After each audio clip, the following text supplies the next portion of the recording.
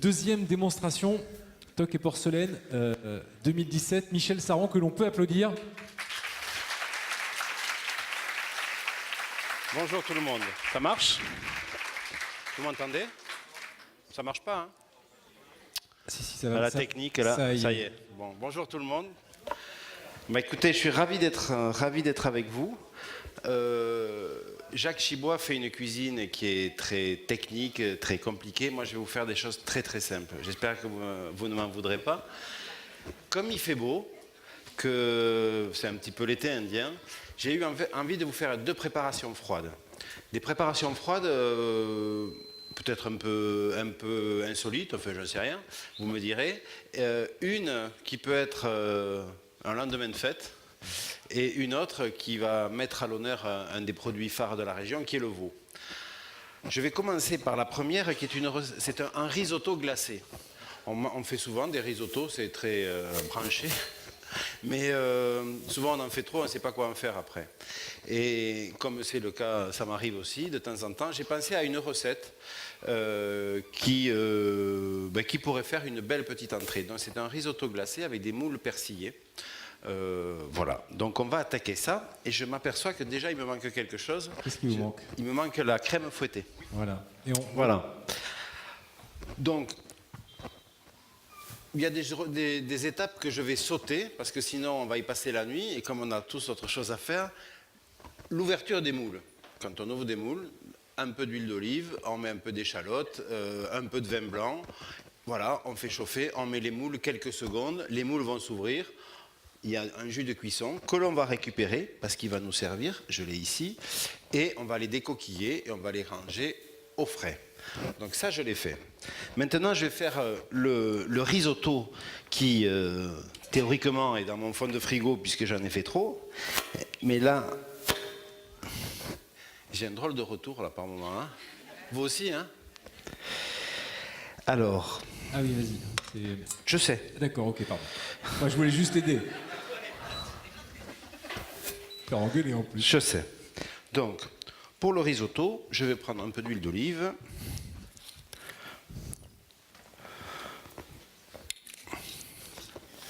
Et ça vous est venu comment, l'envie de faire un risotto glacé? Parce que c'est vrai que c'est pour le coup pas commun. Non, mais parce que le risotto au chaud, c'est bien, mais moi j'ai des idées, des souvenirs plutôt de riz au lait froid, et c'est très agréable le riz froid. Oui, c'est vrai. Une salade de riz, c'est bon. Et je dis pourquoi pas travailler autour du risotto et en faire finalement un plat d'été. Ah, c'est parce que j'ai la tête trop grosse. C'est venu dernièrement? Là, c'est les cheveux, là. Merci. C'est venu dernièrement? Oui, la grosse tête. Ah, la grosse tête. Je voulais faire de l'humour, mais bon. Je ne sais pas si je ne vais pas partir tout de suite. Voilà, donc je vais faire rissoler. Pas l'oignon.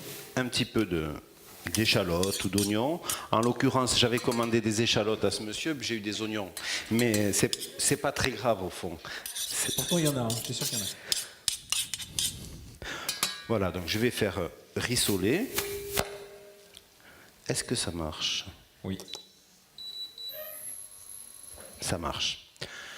Et ensuite, je vais graisser mon riz. Donc dans l'huile d'olive, là, je vais bien graisser tous les grains, voir que ça devienne un petit peu translucide avant de mouiller avec du bouillon de volaille. Je peux mettre une branche de thym. On peut mettre plein de choses. C'est ça qui est fabuleux dans la cuisine, c'est que tout est permis. Il ne faut rien s'interdire. On peut simplement ouvrir un frigo et se dire tiens, qu'est-ce qu'on peut faire avec ça? Et le risotto, au lieu de le faire traditionnel, il y a les recettes qui sont des points de départ. Et après on adapte. Voilà. Donc on fait bien rissoler quand même, que ça exhume les saveurs.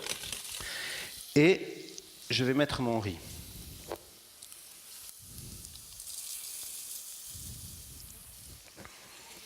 J'en mets pas trop, on n'est que deux à manger. Je partagerai.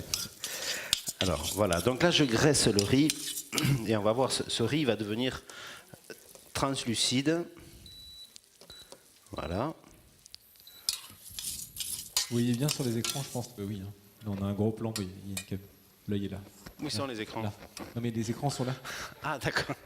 C'est vrai que t'as pas l'habitude au final.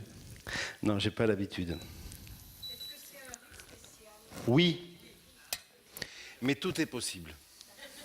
Normalement, le risotto, on le fait avec de l'arborio. C'est le riz italien qui est vraiment prédestiné pour ça. Et donc là, comme j'avais commandé du riz arborio, j'ai eu du riz bomba. Et mais c'est pas grave, Michel. Tout est possible. Je voulais pas vous faciliter trop la tâche. Je voulais mesurer votre capacité d'adaptation. Mais vous savez, la cuisine, c'est ça. Il faut savoir s'adapter toujours, et il faut surtout pas se dire bon, c'est pas possible. C'est vrai enfin, je connais quelques cuisiniers dont je tairai les noms, mais qui sur un coup comme ça se répartissent. C'est Oui. pas possible. Bon. Non, on peut. On travaille dans des conditions souvent qui sont bien plus difficiles. Donc voilà, donc avec le riz bomba, ça marche aussi, mais avec un riz thaï, vous pouvez faire, à part que c'est pas du tout le même produit, et le produit final, un riz thaï, il sera plus craquant, le riz bomba, c'est le riz à paella, donc lui, il va être plus fondant. Donc il faut bien maîtriser les cuissons, parce que là, l'intérêt, c'est d'avoir, comme dans le risotto, une petite pointe craquante. Voilà. Donc là, ça rissole, c'est bien grainé. Ça se graine pas autant que l'arborio, mais c'est pas grave. On va pas insister là-dessus. Je vais mettre Je pense que je vais en entendre parler un moment. une pointe de vin blanc et un bouillon de volaille. Alors, et je vais réduire aussi parce que j'y vois plus. Oui. C'est bon. Du coup, en fait, on n'attend pas que le vin blanc soit évaporé. Ben, là, il était évaporé parce que c'est parti Parce très que- fort. ouais, J'ai d'accord. tout pris dans les lunettes. Donc voilà, on va saler une pointe, mais pas trop parce que je vais rajouter le jus de moule. Et lui, il va corser, il va saler. Voilà, je mets mon jus de moule, un peu de jus de moule, le sel et le poivre. Et ensuite, on va laisser cuire doucement. Donc, on se retrouve dans 20 minutes. Non, j'ai triché pendant que Jacques faisait sa démonstration. Moi, j'ai déjà fait cuire du riz. Sinon, il faut compter une vingtaine de minutes. Ouais, il faut compter une vingtaine de minutes. Donc, on l'arrose à hauteur, on laisse réduire. S'il faut rajouter du bouillon de volaille, on rajoute un peu de bouillon de volaille jusqu'à ce que la cuisson soit comme il faut. Mais ça, c'est quelque chose que vous aurez fait la veille pour une autre utilisation. Donc, il faut toujours garder ça en mémoire. Oui, parce que c'est vraiment, là, l'idée de votre recette, c'est de recycler. Exactement, rien ne se perd. Ouais, c'est ça. Oui, on ne le fait pas exprès. Non, mais c'est vrai que souvent, c'est difficile de prévoir une quantité. Et le riz, bon, il reste un peu de riz, qu'est-ce qu'on en fait? On ne le garde pas toujours, c'est qu'est-ce qu'on va en faire? Ouais. Surtout un risotto, un riz blanc, encore, là, on peut faire une salade de riz le lendemain. Mais c'est pas bien sérieux. Mais c'est pas. Le risotto, c'est plus compliqué parce qu'on peut avoir même, on peut avoir fait un risotto au cèpe. Rien n'empêche de faire cette recette avec un risotto au cèpe. Ouais, c'est ça. Au revoir, Jacques. Au revoir, Jacques. Ouais. On est bien dans ta ville, Jacques.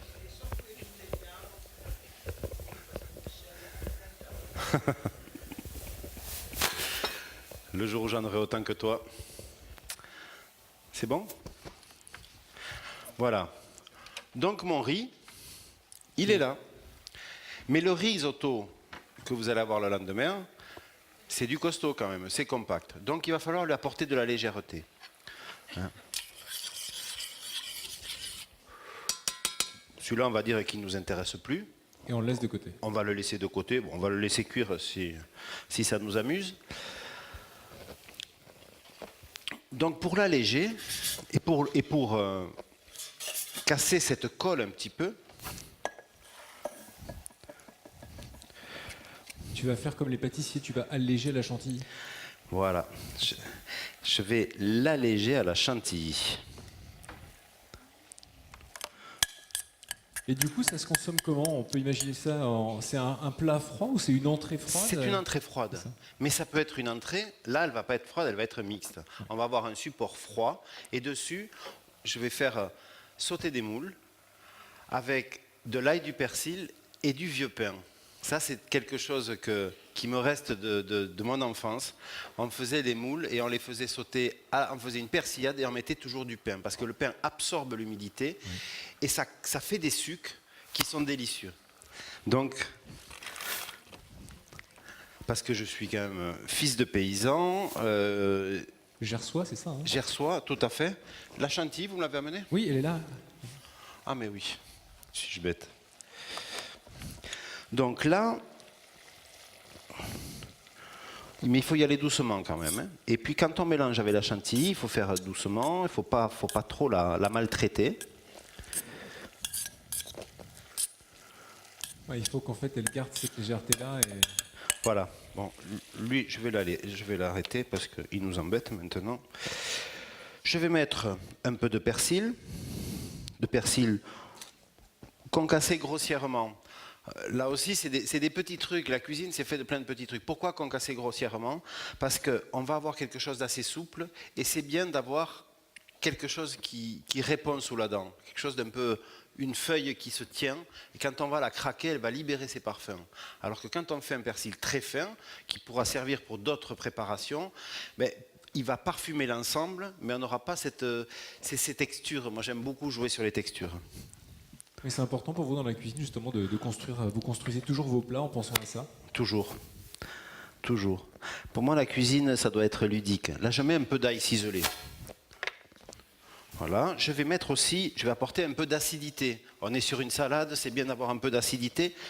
Il faut... Voilà. C'est toujours comme ça quand on débute.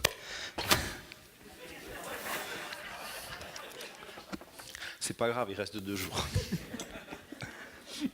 J'ai vu que vous avez malaxé le citron. Oui, je le malaxe pour pouvoir faire du jus, pour exprimer le citron et faire du jus plus facilement. Voilà. Toujours précautionneusement. Un peu de fleur de sel. Toujours attention au sel en pensant qu'on a quand même mis du jus de moule. D'où l'intérêt de goûter régulièrement ce que l'on fait. Exactement. Ça, c'est un message que je passe souvent à mes cuisiniers. Et je leur dis, vous savez, Paul Bocuse, il goûte toujours. Même maintenant, il goûte encore. Bon, maintenant, le pauvre, il cuisine moins, mais... Et c'est un geste essentiel pour le cuisinier. Quand on voit un cuisinier qui ne goûte pas, c'est qu'il fait de l'assemblage. Et la cuisine, c'est comme je le dis de temps en temps à Top Chef, c'est 1 du goût, 2 du goût, 3 du goût. Ouais, donc, voilà. Oui, c'est vrai qu'on s'applique toujours à faire du beau, mais l'essentiel quand on mange un plat, c'est qu'il soit bon. Donc là, je vais mettre un peu plus de jus de moule, un peu plus de sel.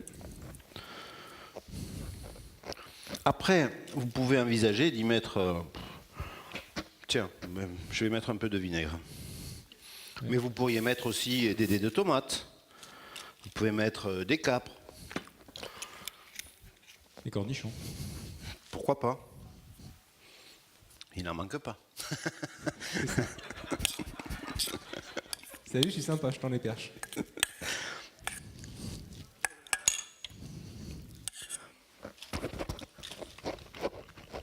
Alors ça donne quoi?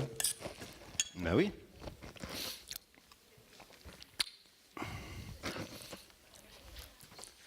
Les jeunes hommes ou demoiselles, vous pouvez aller me chercher la coriandre que j'ai hachée, parce que ça va y faire du bien. Il faut que j'amène un peu d'ognac. Bon, j'aurais pu mettre un peu de piment d'Espelette aussi. Nous avons ça. C'est vrai? Oui. On me cache tout. Piment d'Espelette, s'il te plaît. Il est dans le cajou, piment d'Espelette. Ah, puis voilà. On va mettre du parmesan.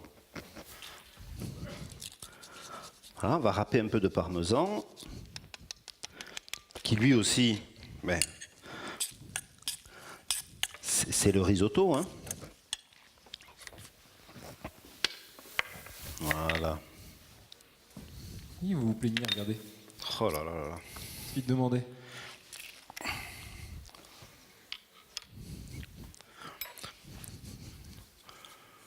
Une petite pointe. Oui, une petite pointe parce que c'est quand même vif le piment d'Espelette.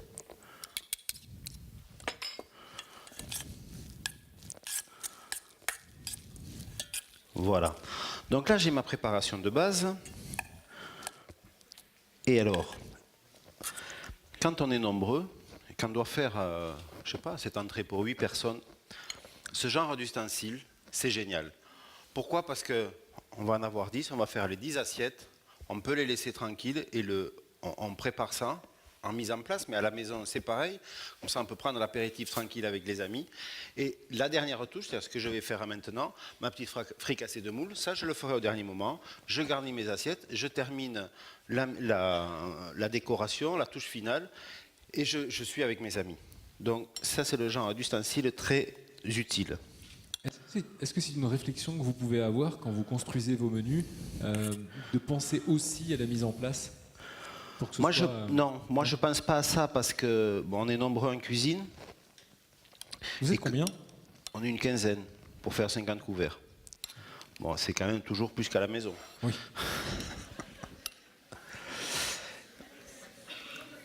Quoique, je sais pas. Mais ça permet aussi, en plus du côté pratique, d'avoir une assiette nette. Oui. Voilà. Et ça, c'est important, d'avoir des assiettes qui soient toujours impeccables.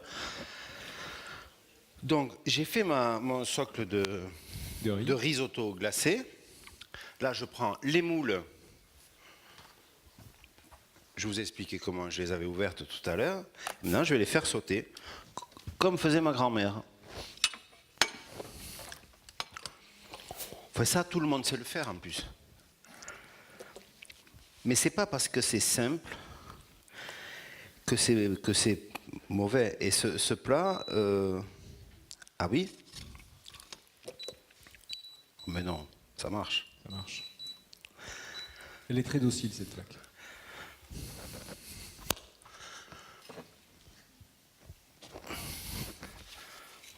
Alors l'huile d'olive, c'est vrai que je travaille quand même beaucoup à l'huile d'olive. C'est certainement mon passage du côté de chez Jacques. Parce que dans le sud-ouest, nous, c'était la graisse de canard. Hein.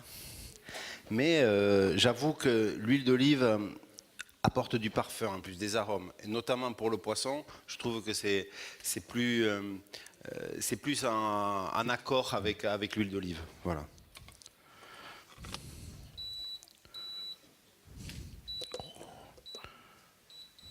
Allez. Voilà.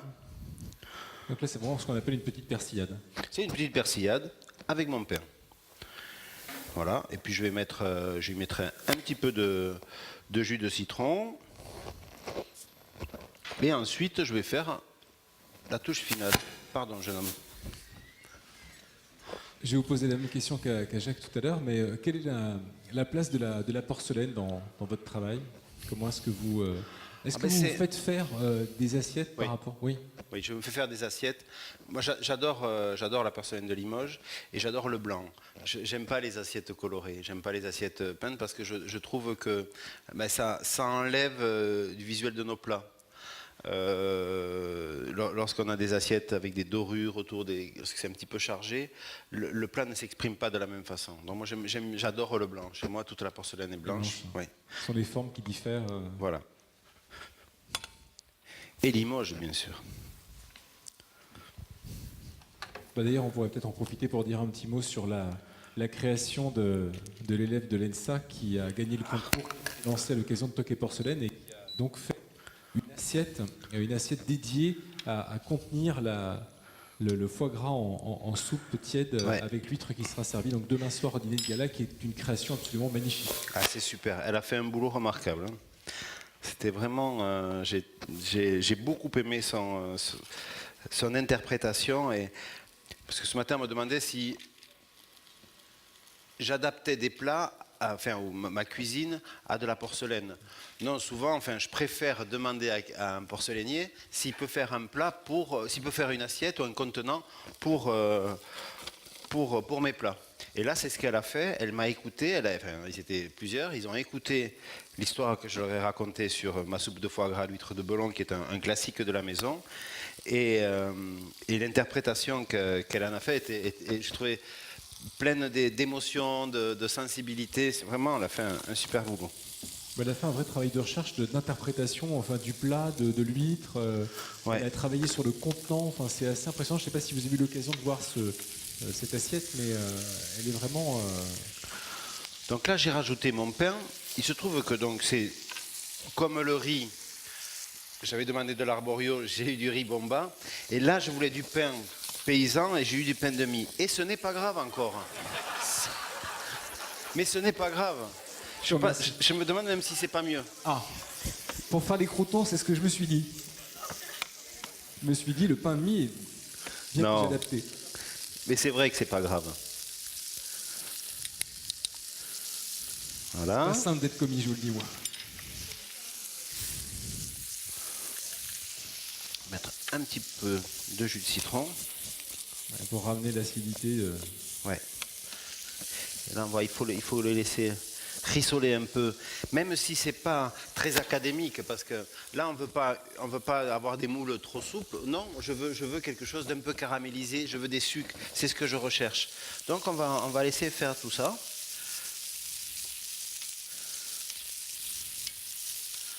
C'est du gingembre ou non? Qu'est-ce que vous avez mis là? C'est de l'ail, ça? Ça, c'est de l'ail, oui. C'est de l'ail. Ah oui, ça. Voilà, je vais faire.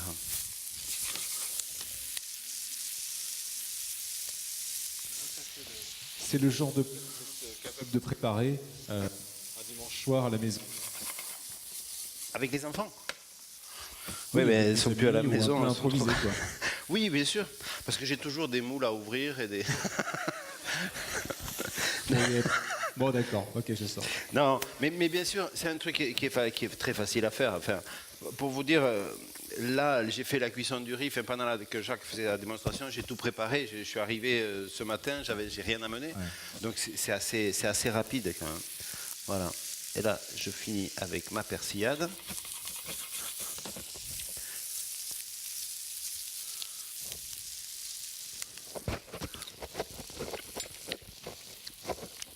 Ça va? C'est parfait. Allez, un petit peu de piment.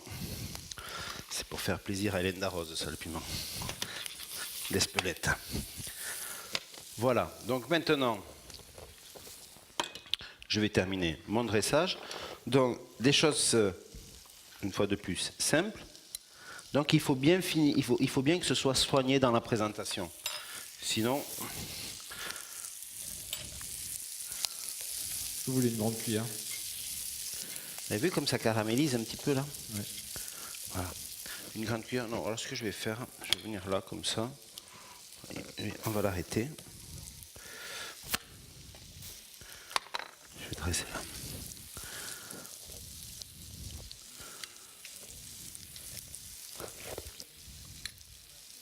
Ça s'applique toujours au dressage.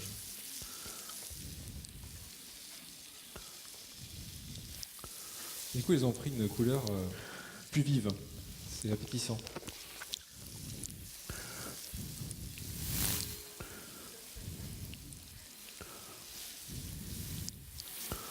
Du coup, si on parle un petit peu de télé, Top Chef, ça recommence bientôt?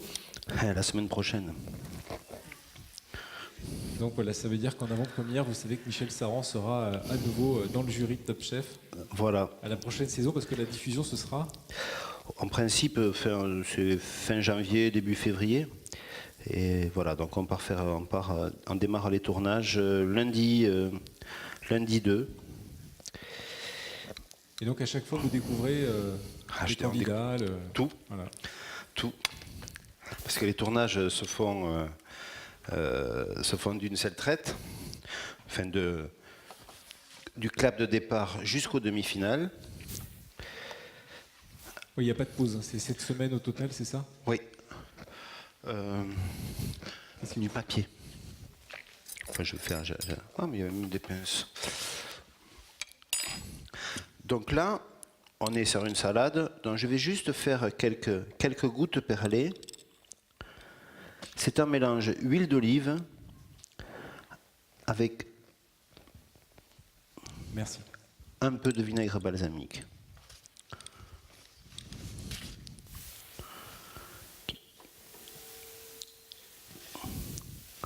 Bon, ça peut mériter une assiette plus grande quand même.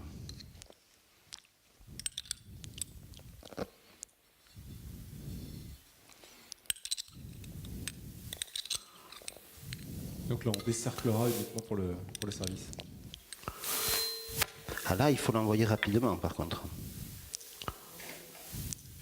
Il faut l'envoyer rapidement parce qu'il faut avoir cette douceur de la...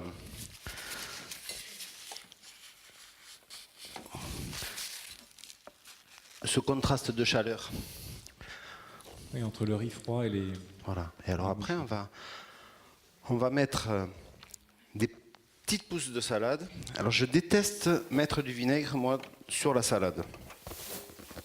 On a chacun nos manies, hein, mais moi je trouve que ça tue la salade. Et on a des salades aujourd'hui, on a des pousses qui expriment des choses tellement agréables que si on avait un petit récipient là, que je mette un peu... Oh non, c'est bon, bouge pas. Je vais juste les lustrer à l'huile et c'est tout. Pour qu'elles gardent leur goût, leur fraîcheur. Le vinaigre les tue, les cuit. Donc comme j'ai l'acidité autour, là je les passe juste. Alors, ça, vous avez des magnifiques jardins par ici. Je salue d'ailleurs le travail qu'ont fait la mairie avec ces potagers là, c'est super, hein, franchement. Vous avez eu le temps d'aller faire un petit tour place de la Motte? C'est vrai que c'est un jardin merveilleux. Ah oui. C'est un jardin extraordinaire, comme disait quelqu'un. Oui, absolument. Alors, je vais mettre une petite pluche de... Non, elle est un peu grosse d'ailleurs, celle-là. De coriandre, pour rappeler la coriandre que j'ai pu mettre à l'intérieur. Voilà. Et je vais continuer à faire mes petites... Bon, c'est pas des pousses très petites. On peut faire des salades plus... Il y a des salades plus fines. Mais...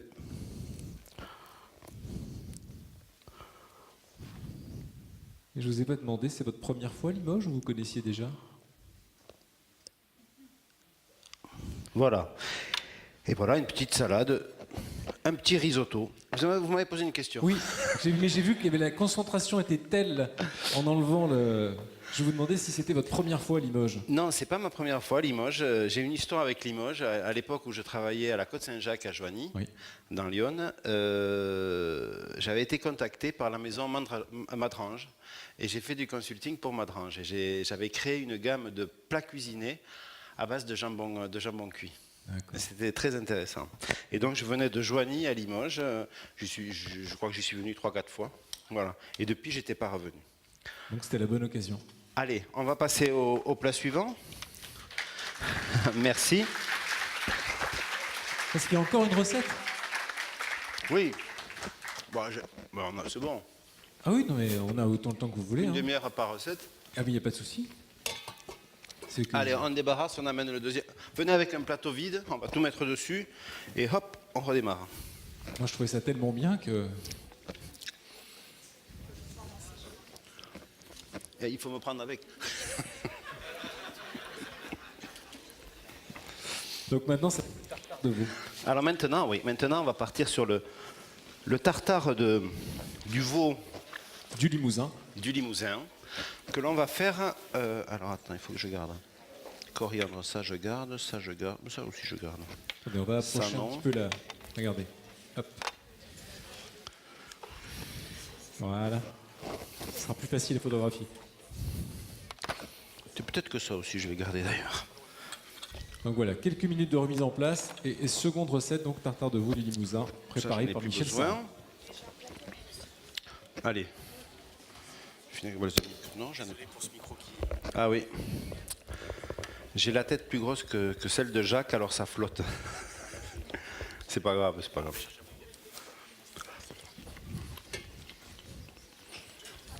Mais goûter les moules comme ça, moi j'adore. Voilà, il faut prendre avec un peu de sucre là, comme ça. Moi j'adore. Et sur un riz comme ça, c'est... Et vraiment ça me rappelle ma jeunesse. Pas sur les cheveux, hein. Vous m'amenez le deuxième plat après. le fond de volaille aussi, ça peut partir. Oui, ça va. Voilà. Oui. Voilà, il y a quand même quelqu'un qui suit. J'ai mis du vinaigre balsamique. Voilà. Tu connais le vinaigre balsamique? Non? C'est maman qui t'envoie? Si vous avez une question à poser, d'ailleurs, il faut lever la main et j'aimerais vous voir pour que vous puissiez poser votre question. Voilà, donc.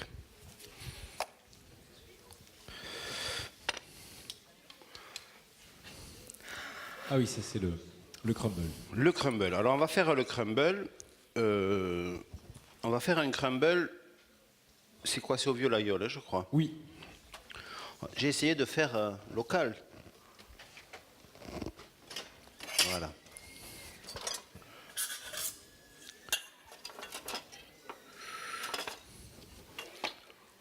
Voyons. On va faire avec ça. Hein? Oh, ça va aller. Spatule. Ça va aller. J'ai des sèches, j'avoue. Pour rien oublier. Bon, on va faire le crumble. Alors le crumble, c'est simple. C'est farine.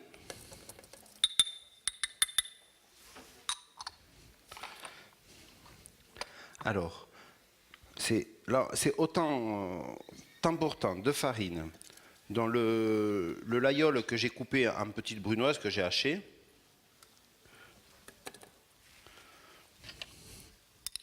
Donc là, c'est un crumble version salée. Un crumble salé. Poudre d'amande, toujours pareil. Même quantité que de farine? Toujours, ouais. Enfin, toujours. Chez moi, c'est toujours. D'accord. Bon, ouais, c'est un repère qui est facile à retenir. Oui. Là, c'est 40 de farine, 40 de laïol, 40 de poudre d'amande. Et 40 grammes de beurre fondu. Donc, je vais le mettre. Ah, vous mettez du beurre fondu? Oui. Et pourquoi donc? On est sur un crumble salé. Oui.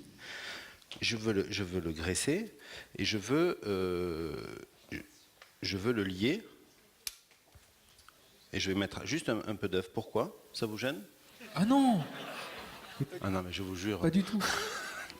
Non, c'était une interrogation vraiment sincère. Voilà, j'ai répondu. Parce que d'habitude, on prend le beurre et puis on le sable en fait. Oui, non, mais là, je vais le sabler après. D'accord. Là, je vais mélanger, je vais le sabler, je vais mettre mon jaune d'œuf et je vais le sabler sur ma plaque Directement.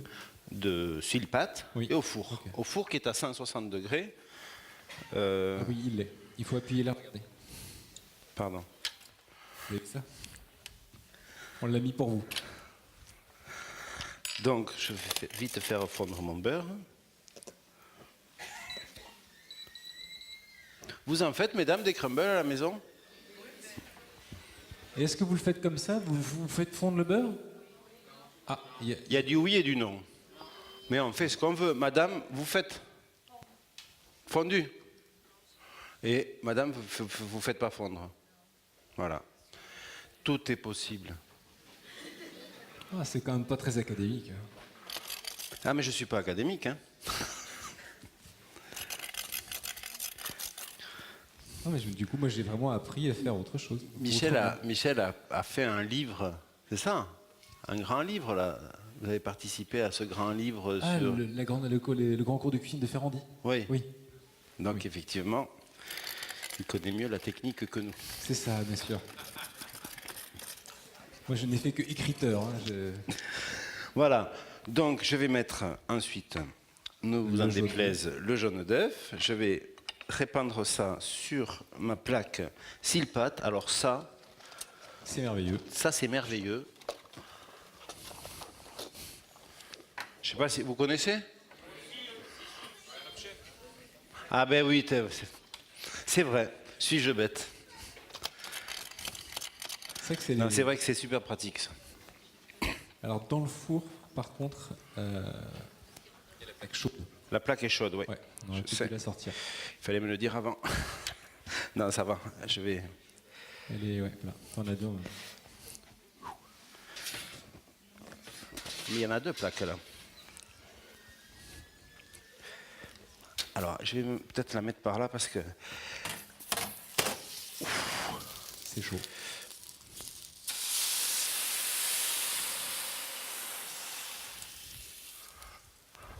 Alors, Le beurre est fondu. pas complètement.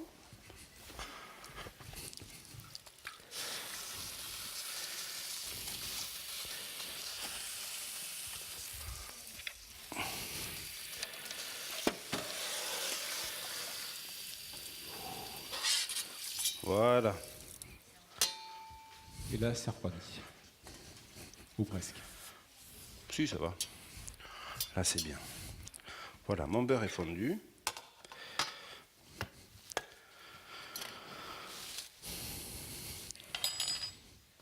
Je vais le remuer avec ça.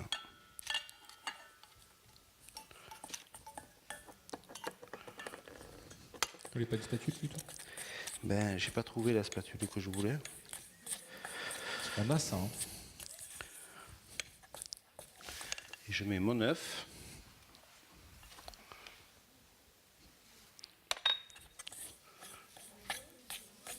Un jaune jaune, d'œuf, que oui, le que jaune le d'œuf. jaune. 10 grammes de jaune.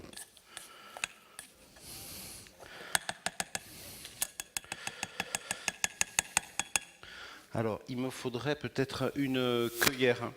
Cueillère en inox, je crois plus pas qu'il y en ait. Il y en a? Ah oui, il y en a.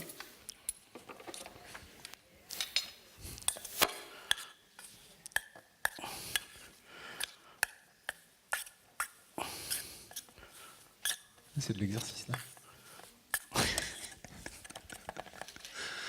Non, mais vous savez, c'est pas facile de travailler dans ces conditions. Hein. Dites-moi que c'est plus facile dans votre cuisine quand vous avez 50 clients à servir.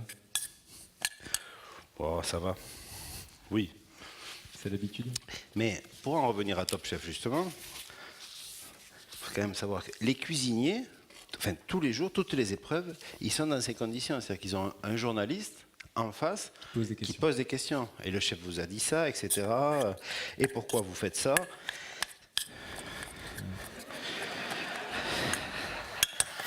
Enfin, je me comprends, c'est pas facile. Voilà, C'est pas moi. Soit on est un professionnel, on sait résister à la pression, soit exactement. Donc, mon appareil, c'est nous faire croire que vous êtes malheureux 5 minutes. non. C'est un plaisir. Par contre, ce que vous dites, et comme oui, les gens ne le savent pas, c'est pas simple de cuisiner à la télé dans Non, ces c'est pas conditions. simple. Non, non, non, franchement, je vous assure, moi, personnellement, en tant que candidat, jamais je ferai Top Chef. Et on pense que c'est scénarisé, que c'est ci, que c'est là. Pas du tout. C'est tel que vous le voyez. Et c'est dur pour les candidats, c'est très très dur. C'est très très dur. Parce qu'en plus, c'est tous les jours. Et quelquefois 2 fois par jour. C'est qu'il peut avoir une épreuve plus une dernière chance. Non, c'est... bon.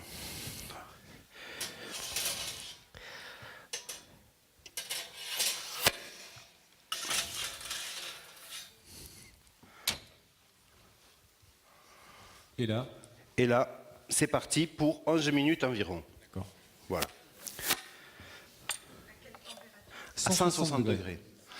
Alors là, c'est pareil. Les températures, ce four ne fonctionne pas du tout comme le mien, j'en suis sûr. Donc c'est juste une indication. Il faut savoir adapter. Pardon? Je dis, on est obligé de s'adapter à chaque fois. Exactement. Alors maintenant, je vais faire, pour accompagner le tartare, les tartares, c'est bon, on mange un tartare de bœuf, qu'on mange avec de la salade et des frites. Bon, moi j'ai eu, le veau, c'est subtil, c'est beaucoup plus subtil. Donc j'ai fait un assaisonnement doux, et autour, je vais mettre une crème d'avocat au lait de coco. Voilà, donc ça, je vais le faire dans ce magnifique appareil.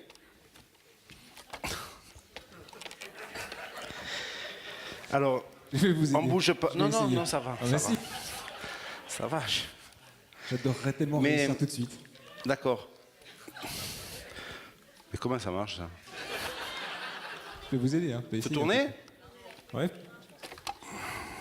Non, il faut de la force en fait.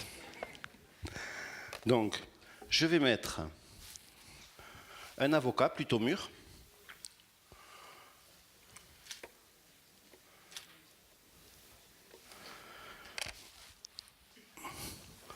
Le lait de coco. Le lait de coco.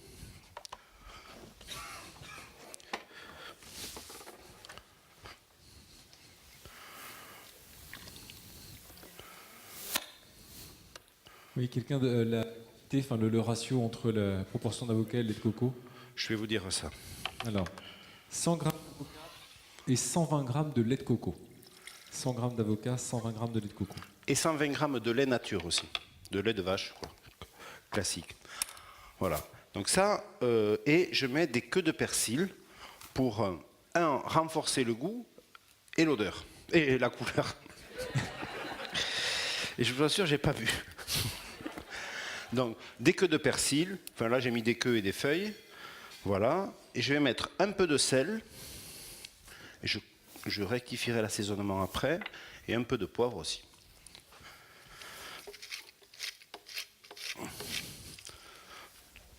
Et je vais même mettre quelques gouttes de citron, de jus de citron. Pour l'acidité. Voilà. Donc ça doit être aussi simple à fermer qu'à ouvrir.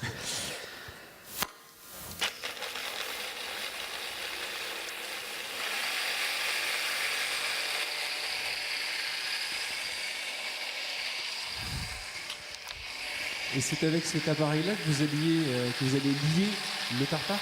Pardon? C'est avec ce lait-là que vous allez lier le tartare? Non, du tout. Non. Ça, je vais le mettre au fond en soupe. D'accord.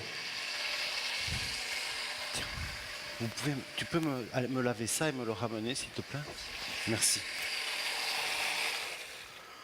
Ce sont les élèves du lycée Jean Monnet qui sont avec nous et qui nous accompagnent. Qui sont super. Parce que Vraiment. prêter main forte à la mise en place et sans eux, Michel Saran n'y serait pas arrivé. Est-ce que c'est pas du harcèlement, ça? J'arrête. Bon, on se connaît depuis longtemps et on s'apprécie beaucoup. Sinon, je ne me permettrai pas. Il ferait pas ça à Philippe Etchebest, je vous le dis. Alors, par contre, là, je suis un peu embêté parce que si je dois tout prendre... Ah ouais, voilà. Et donc, il y a le chinois étamine qui était... Voilà. Ça aussi, c'est un ustensile... Pratique. Ouais, indispensable dans une cuisine.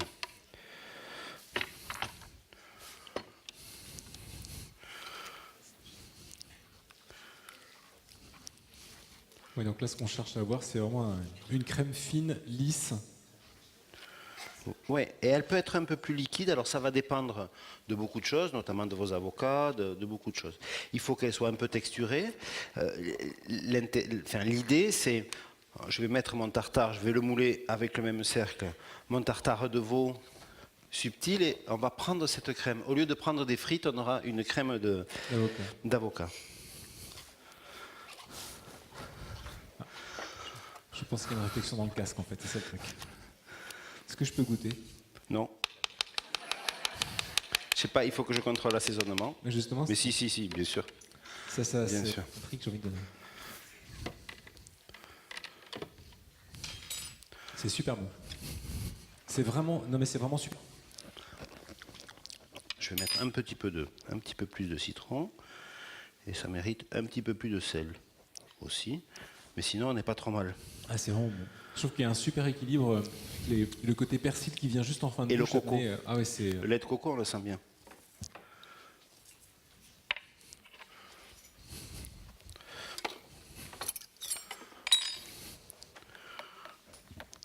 Voilà, là, la texture, pour moi, elle est bien. Ça, c'est une création que vous avez faite exclusivement pour nous? Exactement. Merci. Exactement, parce que lorsqu'on m'a demandé de travailler des produits de la région, l'avocat et le lait de coco... sont apparus comme une évidence. Non, excusez-moi. J'ai bien sûr pensé au veau. J'ai pensé au veau et je dis mais comment apporter un peu de d'élégance, quoi. Un tartare, j'avais envie de travailler sur un tartare de veau. J'adore le veau, je crois que c'est ma viande favorite. Et voilà, donc j'ai cherché un petit peu et j'en suis arrivé à cette crème d'avocat. Alors là, La viande est déjà taillée ou... non, du tout, je ne l'ai pas taillée vous allez nous parce que montrer comment je savais que j'avais un peu de temps. Donc, Vous voulez pas un plus grand couteau? si, On doit avoir ça. un qui coupe. Celui-là. Non, je préfère celui-là. D'accord. Bon, bien sûr, on va enlever toutes les... Ah, donc parer, ça veut dire Oui, enlever les nerfs, toutes les membranes qui ne sont pas très agréables à manger, surtout crues. Et là, vous voyez, je vais même... Là, il s'est un peu oxydé. Je vais le parer un petit peu. Parce que c'est... Voilà. Est-ce qu'il y a un sens dans lequel on doit tailler? Parce que Jacques tout à l'heure nous parlait du Bien taillage du fenouil. Est-ce que pour la viande c'est pareil? Ah faut oui, bien respecter, sûr, il y a le fil de la viande. Là, on est sur du filet mignon. Bon, c'est dommage d'en faire un tartare. Mais... Enfin, de plus, je prends ce qu'on m'a donné. Et sinon, on le taille comme ça, pour en faire un filet. Oui. Voilà, si on le coupe dans ce sens, ça n'a pas le même goût. C'est incroyable, mais c'est vrai. Le sens de la coupe est hyper important. Donc là,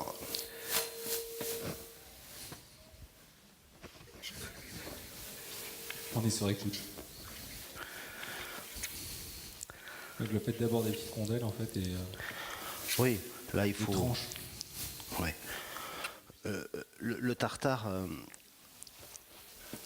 Le tartare haché, c'est pas bon. Enfin, c'est pas bon, c'est pas top, quoi. Le tartare haché à la cutter, un truc comme ça. Mais le tartare avec des trop gros morceaux, c'est pas bon non plus. Ouais. C'est pas bon. Non, Il faut la juste. C'est ce que je disais tout à l'heure aux jeunes quand on préparait les tailles et autres. La taille d'un aliment, d'un légume, c'est très important. Appliquez-vous, ne le laissez pas. Appliquez-vous sur la découpe. Ça change toute la cuisine. Finalement, je vais prendre celui-là. Je ne sais pas pourquoi vous avez... Je suis sûr que c'est plus pratique. En fait, c'est sur ces détails-là qu'on arrive à avoir des étoiles au final. En s'appliquant à chaque étape et. Oui, c'est sur des petites choses. Sur des petites choses. C'est le diable est dans le détail, mais c'est vrai. Donc, oui. Quel autre morceau de veau on peut choisir? Le filet de bœuf. Le filet. Non. Vous pouvez faire avec de la noix, hein. Vous pouvez faire de la noix pâtissière, vous pouvez faire... Évitez de prendre des, des morceaux qui ont des tendons trop fermes, même si vous les hachez, mais si vous les coupez ou alors il faut les couper vraiment très finement, mais pas de jarret par exemple, mais sur des noix. Excusez-moi. Voilà. En fait, il faut des morceaux qui soient comme relativement tendres. Oui. Noix sous noix. Mais c'est vrai qu'on trouve très peu de tartare de veau, en fait. J'ai eu une bonne idée quand même. Oui, une excellente idée. Le four, vous voyez, pour moi, il est un peu en température. Alors, oui, c'est ça. Je vais le monter un peu parce que je trouve qu'il ne colore pas tout à fait assez. Disons que vous avez des fours professionnels qui sont très performants. Généralement, chauffent quand même plus que les fours ménagers que nous avons à la maison. Oui, c'est vrai. Mais c'est pas un problème. Il faut juste... ces histoires de paramétrage, il faut savoir connaître le matériel que l'on a. Hein, pour vous raconter une petite histoire, moi j'ai complètement refait mes cuisines l'année dernière. Et j'ai fait des cuisines assez... comment dire, avant-gardistes. Et j'ai plus de gaz du tout. J'ai dessiné des plans de cuisson. Enfin bon, c'est une et donc tout est à l'induction. On a des planches à induction, on a tout à l'induction. Et vous pouvez expliquer, aller plus en détail parce que j'ai eu la chance de visiter la cuisine de Michel Saran. C'est vrai? Oui. Vous n'étiez pas là? Je m'en souviens pas. Les nouvelles? Oui. Ah bon? Donc, et elles sont vraiment complètement atypiques par rapport à une cuisine traditionnelle. C'est-à-dire que déjà tout est rond. Et Michel a pensé toute l'ergonomie de sa cuisine en fonction de la circulation, des plans de travail, de la tâche de chacun. C'est assez extraordinaire à voir. Et du coup, il y a une sorte de fluidité Oui. à l'œil. C'est Ça a changé, ça a changé les rapports des cuisiniers entre eux. C'est fou. Et je ne m'attendais pas à ça. Et voilà. Je n'en espérais pas autant. Donc, ma viande est hachée. Mais comme quoi, hein, tout est une question de détail et parfois. Oui, oui, c'est sûr. J'ai mis de la fleur de sel, un peu de poivre. Oh, je mets de l'espelette. J'aime bien l'espelette. Je trouve que c'est un piment intéressant parce qu'il n'est pas trop puissant. Il a du parfum, mais. Ah, mais Pas trop d'ardeur. là, j'en ai trouvé un. D'Espelette? À côté. C'est pas l'appellation espelette, c'est fabuleux. Ah ouais. Ah oui. Je pourrais pas vous dire le nom, mais vraiment c'est super. Donc là, je vais mettre. On est un peu dans l'exotisme. Donc c'est ça aussi, j'aime bien. On est avec votre veau, on est dans un terroir marqué, mais ça ne m'empêche pas d'y mettre du lait de coco, de l'avocat. Et c'est peut-être comme ça que j'ai fait le lien. Je vais mettre un peu de gingembre. Ciselé fin, là je l'ai fait au couteau, mais on peut le faire à la râpe. Aujourd'hui, c'est vrai que ça, on le trouve partout. Et en cuisine, une fois de plus, et ça je le dis souvent, notamment aux candidats, c'est vrai que tout est permis, après c'est juste une histoire de dosage, il faut que ce soit harmonieux. Mais on peut s'autoriser plein de fantaisies. Alors, je n'ai pas de ketchup, j'aurais pu en mettre. Je vais mettre un peu de soja. Je vais mettre, parce que normalement, c'est là non normalement que je devais avoir. Allez, la sauce d'huître. Je mets de la sauce huître parce que c'est. Je suis navré, mais la sauce d'huître ne se trouve pas à Limoges. Ça j'en doute. Hein. Non, je dirais plutôt, les Parisiens ne trouvent pas de sauce huître à Limoges, ce qui est un peu différent. Disons que je n'ai pas fait toutes les boutiques de Limoges non. Non, mais il faut aller dans il y a bien des épiceries asiatiques. Oui. Voilà. Comment? Eh ben, Voilà. ben, voilà. Merci. Donc, autre chose? Non, non, bah non. Donc, je vais apporter, je vais mettre un peu d'huile. Vous voyez, là, j'adapte. Alors, celle-là, c'est une huile, ce sont des olives des Tagaches, c'est une huile italienne. DOP. Et qui a l'air très très bonne. Ah, j'ai essayé de me rattraper comme je pouvais, figurez-vous.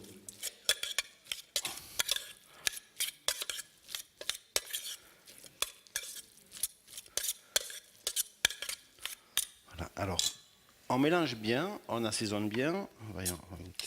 Le crumble commence à colorer. Oui, j'ai vu. Je mets un peu de coriandre haché. Je vais rajouter un peu de soja.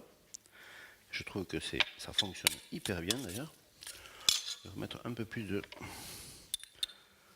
de gingembre. Gingembre, là attention, hein, soit vous le faites à la râpe, soit il faut être sûr de pouvoir le hacher très fin. Le gingembre, je trouve que quand on le fait un peu gros, bon, c'est pas forcément agréable, ça tue le reste du plat quand on y tombe dessus. C'est parfait ça. Ça commence à sentir très très bon. Vous voulez goûter, Michel? Oui. Allez. Mais c'est pas fini, hein. Il faut maintenant que je rajoute. Là, je vais rajouter un peu de moelleux et je vais mettre un peu de crème chantilly. Bon. Moi, je ne peux trouver ça que bon. J'adore le gingembre. C'est super bon. Il faut aimer le gingembre. Il y en a beaucoup? Oui, c'est bien. Ah, moi, j'aime ça. Et on sent la petite pointe de sauce soja qui vient. Mais je pense que la crème, ça va être très sympa. Ça va adoucir et ça va lier l'ensemble. Je vais être obligé de regoûter. Bon, ça veut dire qu'il faut que je mette un peu plus de cornichons.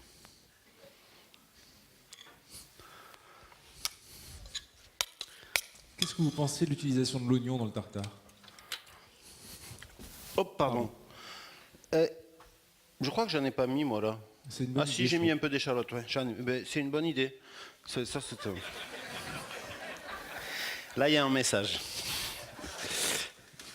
Comme il a les recettes, il s'est dit, bon, je vais quand même lui rappeler qu'il passe à côté de la recette. Ça fait 4-2, c'est ça? Non, Ah, bah, 3-3, bon, ça va alors. Donc, ne pas oublier de mettre de l'échalote ou un peu d'oignon, mais c'est pas indispensable, hein, franchement, parce qu'on n'est pas du tout... on va apporter quelque chose de fort. J'en ai mis dans la recette, c'est vrai, je le revendique, je pourrais même mettre un peu d'ail. Mais je trouve que la douceur du veau, l'élégance du veau, je trouve que c'est une chair qui a une élégance. Voilà. c'est pour ça que je me suis permis de vous acheter un oignon rouge. Alors.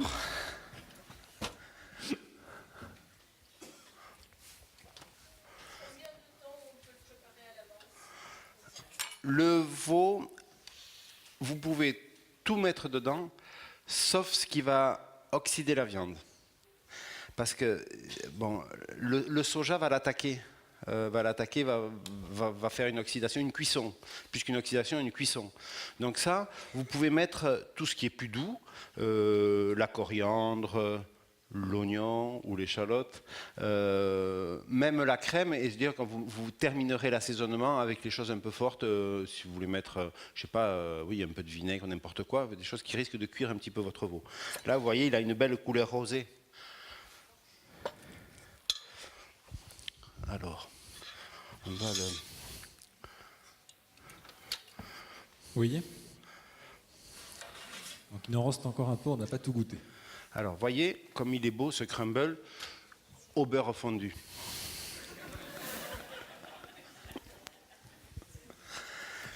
Ça crème pas? Alors ça tient jusqu'à 200 degrés. Donc là, normalement, c'est bon, 190. Oui. Bon, ça serait dommage de... On peut ou pas? Ça peut... Non, On attendez. peut vous savez poser quoi Non, attendez. Vous savez quoi? Je vais mettre sur ben les voilà, assiettes.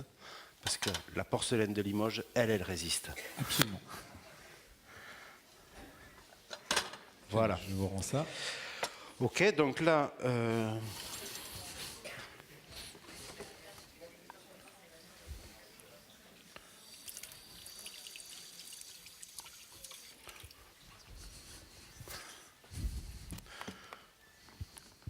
Donc là, la crème d'avocat.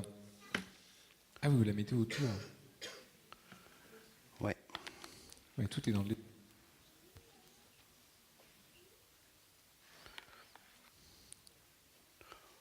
On peut même envisager d'en faire une saucière à part, comme un condiment.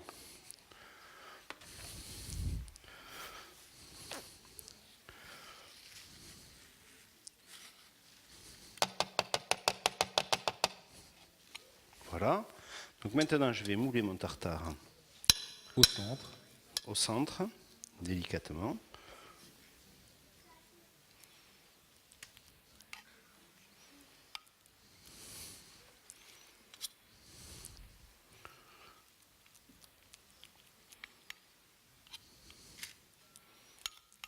Durant toute votre carrière, vous ne vous êtes jamais lassé de faire de la cuisine, de créer comme ça, d'être... Vous savez ce qui me plaît dans la cuisine? Par-dessus tout, par-dessus... parce que c'est vrai que c'est un métier qui est difficile, qui est rigoureux, on fait beaucoup de sacrifices, etc. Mais c'est cette notion de partage. Partager devant une assistance, devant des amis, la cuisine, c'est du partage. Et ça, il y a peu de métiers où c'est aussi flagrant. Ah, c'est ce qui vous nourrit. Moi, il faut bien sûr pas se prendre au sérieux. Hein, c'est que la cuisine, nous ne sommes pas des polytechniciens ni des académiciens. Il ne faut pas se prendre au sérieux. Il faut passer des bons moments entre amis, plaisanter, rigoler. Et la cuisine, c'est ce que je disais tout à l'heure. La cuisine, c'est un message de paix permanent. Moi, je suis allé cuisiner l'année passée à Israël. Voilà. Je vais vous mettre à l'aise. Moi, la religion, c'est pas trop mon truc. Personne n'est parfait. Mais j'ai fait de la cuisine avec des Palestiniens et des Israéliens. Et il n'y avait aucun problème. on fait la cuisine, j'ai fait la cuisine en Angola, j'ai fait la cuisine partout. Je fais la cuisine avec des jeunes, avec des enfants, avec des personnes âgées qui ont des souffrances. J'ai fait la cuisine dans des hôpitaux psychiatriques. Et à chaque fois, il y a le même plaisir. Il n'y a pas beaucoup de choses qui permettent ça. Ouais, c'est vrai. Il y a un échange autour de ça qui est. Ouais. Ouais, parce que ça parle à tout le monde, la cuisine. Déjà, il faut manger hein, 2 fois par jour, plus pour certains. Ça dépend de son appétit. Voilà. Donc ça va apporter le petit croustillant, le petit craquant en bouche.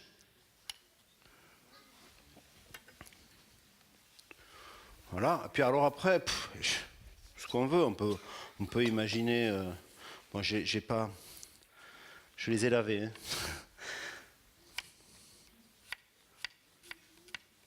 Là, c'est la petite cerise sur le gâteau.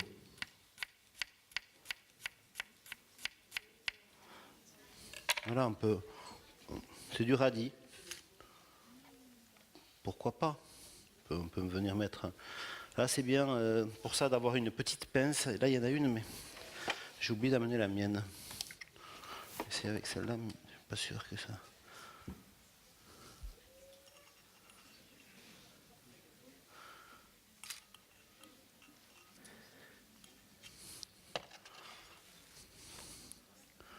Comme quoi, une fois encore, tout est une question d'adaptation parce que Michel Saran est en train d'utiliser une pince à désarrêter pour faire du dressage. Ce qui n'est Oui. pas le plus évident et c'est pour ça que je le souligne. Non. D'ailleurs, pour ceux qui veulent s'épiler avec, après, c'est- je vous verrai, c'est très Il compliqué. faut avoir une grosse pilosité, c'est mieux. Par contre, pour les arêtes de poisson, c'est Ouais. extraordinaire.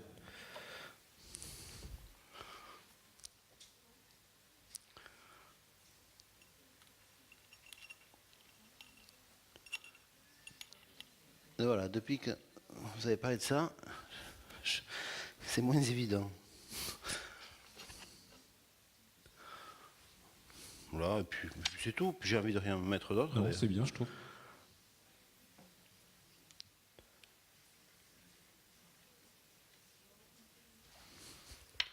Évidemment, celui-là, il est venu mettre à la pagaille. Peut-être en mettre un petit morceau de plus. Hein.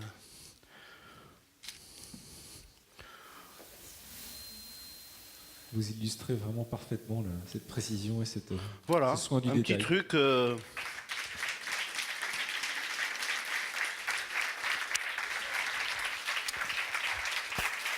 Simple, La en fait. cuisine, c'est un Merci, jeu Michel d'enfant. Saran.